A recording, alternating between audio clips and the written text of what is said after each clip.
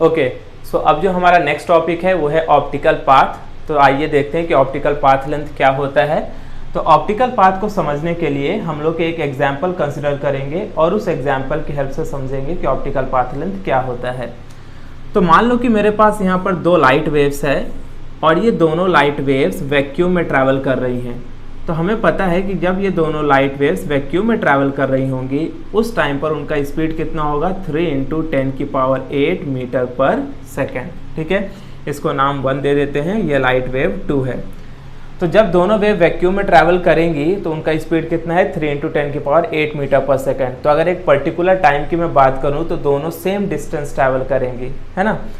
अब मैं क्या करता हूँ, ये दूसरे वेव के रास्ते में एक ग्लास स्लैब को इंट्रोड्यूस कर देता हूँ। ग्लास स्लैब यानी कि मैं क्या कर रहा हूँ कि किसी मीडियम को इंट्रोड्यूस कर रहा हूँ।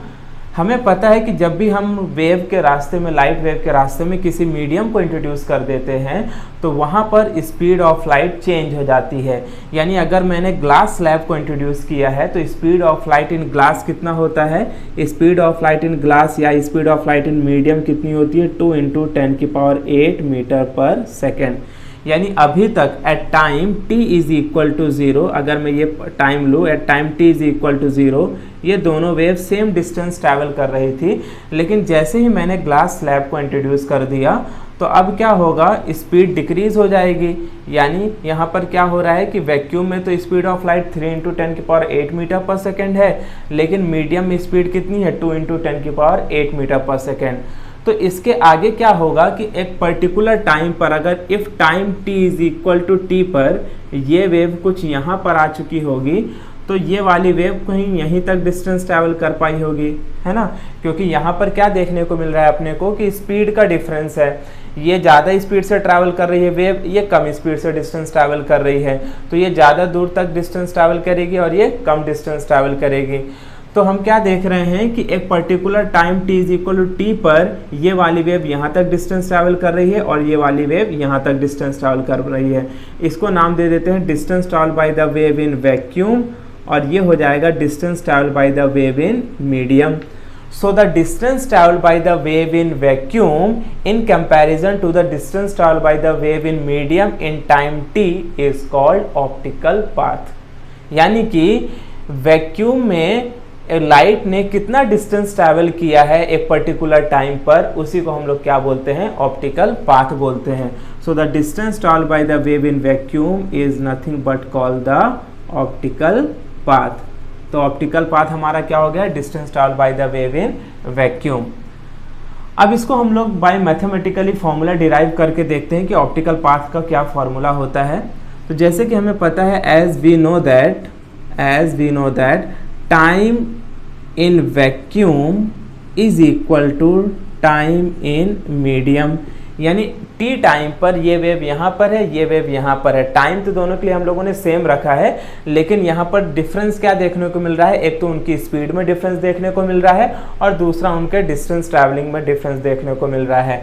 तो at time t vacuum and t medium, अब यहाँ पर हमने एक फॉर्मूला पता है हम लोग को, फॉर्मूला क्या होता है, speed is equal to distance upon time. तो टाइम का फॉर्मूला क्या हो जाएगा, डिस्टेंस अपॉन स्पीड। तो इस फॉर्मूले का यूज़ करेंगे हम लोग। तो यहाँ पर क्या लिख सकते हैं हम लोग, the distance travel by the wave in vacuum upon speed of light in vacuum is equal to distance travel by the wave in medium to the speed of light in medium.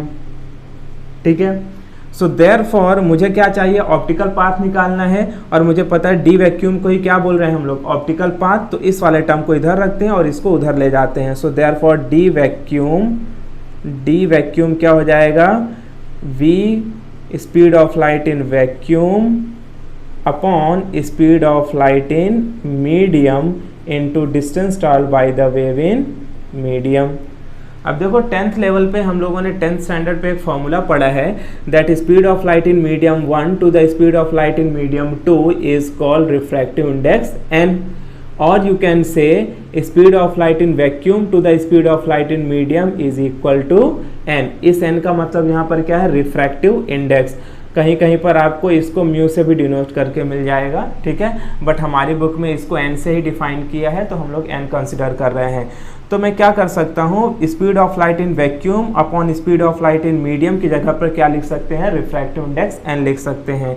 So therefore यहाँ से मुझे optical path का formula क्या मिलेगा, optical path is equal to, इसको क्या मैं लिखता हूँ n, और बचा क्या यहाँ पर, distance travel by the wave in medium. तो ये हमें मैथमेटिकली फॉर्मूला मिल गया किसका, ऑप्टिकल पाथ का, that the optical path is equal to refractive index into distance travel by the wave in medium. अब एक एग्जांपल देख लेते हैं कि अगर कोई वेव है, सपोज करो, ठीक है, एक वेव है जो किसी मीडियम में 10 मीटर का डिस्टेंस ट्रैवल कर रही है और उस मीडियम का रिफ्रैक्टिव इंडेक्स है 1.5। तो हमें यह पता करना है कि वही वेव जब वैक्यूम में ट्रैवल कर रही होगी तो उसने कितना डिस्टेंस ट्रैवल किया होगा। यानी कि अगर वो मीडियम में 10 मीटर का डिस्टेंस ट्रैवल कर रही है तो उतने ही टाइम पर वो वेव वैक्यूम में कितना डिस्टेंस कवर कर रही होगी। तो चलो इसको फाइंड करते हैं। So therefore optical path is equal to, n की वैल्यू क्या है यहाँ पर 1.5 और डिस्टेंस हमारा कितना है 10, तो आंसर कितना मिला 15 मीटर। यानी इससे हमें क्या पता चल रहा है कि अगर एक वेव अगर मीडियम में 10 मीटर का डिस्टेंस ट्रैवल कर रही है तो उतने ही टाइम पर दूसरी वेव वैक्यूम में 15 मीटर का डिस्टेंस ट्रैवल कर रही होगी। इसी को बोलते हैं हम लोग ऑप्टिकल पाथ। ठीक है, अब यहाँ पर एक छोटा सा टॉपिक दिया है रिलेटेड टू पाथ डिफरेंस, तो चलो उसे भी देख लेते हैं कि पाथ डिफरेंस क्या होता है। पाथ डिफरेंस मतलब रास्ते के बीच का डिफरेंस, है ना। अब रास्ते के बीच का डिफरेंस दो वेव में हम लोग कैसे निकालेंगे, distance travel by the wave in vacuum minus distance travel by the wave in medium. तो निकाल लेते हैं distance travel by the wave in vacuum minus distance travel by the wave in medium. अब हमने distance travel by the wave in vacuum क्या निकाला हुआ है, that is nothing but n into D medium, है ना। तो मैं यहाँ पर लिख देता हूँ इसको n into D medium minus D medium. यहाँ से डी मीडियम हो जाएगा कॉमन, तो अंदर क्या बचेगा n माइनस 1। ये हमें मिल गया formula related to path difference. कितना मिला path difference, D medium n minus 1। तो ये ओवरऑल ऑप्टिकल पाथ के बारे में है। तो ऑप्टिकल पाथ क्या होता है, optical path is nothing but the distance travel by the wave in vacuum in time t in comparison to the distance travel by the wave in medium is called optical path. या simple अगर समझना है, so distance travel by the wave in vacuum is called optical path. ये उसका general formula है, mathematically formula है, how to calculate या how to find the optical path, and this is the formula to find the path difference between the two waves. So note it down.